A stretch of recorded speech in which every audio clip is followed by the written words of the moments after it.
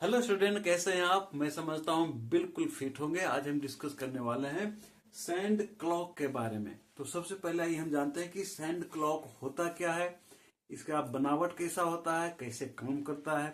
तो सबसे पहले हम आपको बता दूं कि इसका अभी तक कहीं रिकॉर्ड नहीं मिल पा रहा है कि सैंड क्लॉक को सही में बनाया किसने। ऐसा मान्यता है दो तरह का कि 2000 ईयर्स पहले रोमन्स के द्वारा बनाया गया था। कहीं कहीं पर मेंशन है, कहीं कहीं पर लिखा मिलता है कि एक फ्रेंच मॉन्क था, फ्रेंच साधु था, जिसने 8th सेंचुरी में इसको बनाया था। और उस मॉन्क का नाम था ल्यूटप्रैंड। ठीक है, अब हम डिस्कस करते हैं इसके बनावट पर। एक कांच का बना हुआ क्लॉक होता है जिसमें दो चैम्बर होता है, जो पान का जो पत्ता होता है उस शेप में होता है ना। तो एक चेम्बर हो गया ए और दूसरा चेम्बर हो गया बी। इस चेम्बर ए में जो ऊपर की ओर होता है और चेम्बर बी नीचे की ओर होता है ना। दोनों चेम्बर के बीच में पिन होल गैप होता है, जो पिन होता है ना, पेपर पिन, उसी शेप में होल बना हुआ होता है और इसमें फाइन सैंड भर दी जाती है। ये आपका घड़ी तैयार हो गया। तो ये जो अपर लेयर है, इसमें फुल फाइन सैंड, पूरा फाइन सैंड भरा होता है और लोअर चेम्बर है ये खाली होता है। जब इसको हम छोड़ देते हैं, यदि इसमें सैंड भर के छोड़ दिया जाता है, तो ऊपर का सैंड इस होल से नीचे वाले चेम्बर में आता है।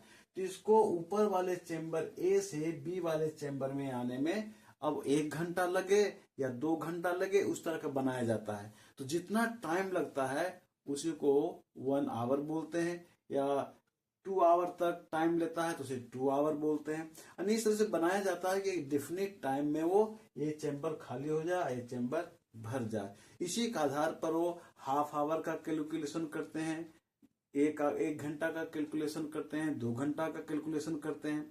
ठीक है, अब जब ये चैम्बर खाली हो जाता है और पूरा भर जाता है, तो इसको पलट दी जाती है। एक्चुअल में ये स्टैंड पे होता है, इसको घुमाया जा सकता है। जैसे ये है ना, ये भर गया तो इसको हम इस तरह से घुमा दिया, ये हो गया।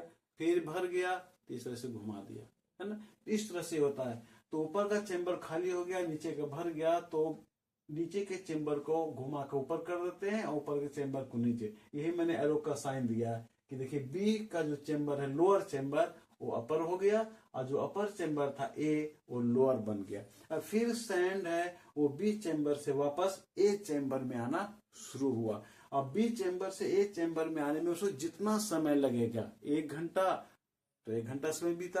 अगर हाफ आवर लगता है, आधा घंटा, तो आधा घंटा समय बीता। अगर 2 घंटा लगता है तो 2 घंटा समय बीता। ये डिपेंड करता है इसके चेम्बर पर, कितना बड़ा चेम्बर है। तो मैं समझता हूं कि आपको क्लियर हो गया होगा, समझ में आ गया होगा। फिर मिलते हैं एक नए टॉपिक के साथ। तब तक आप अपना ख्याल रखें।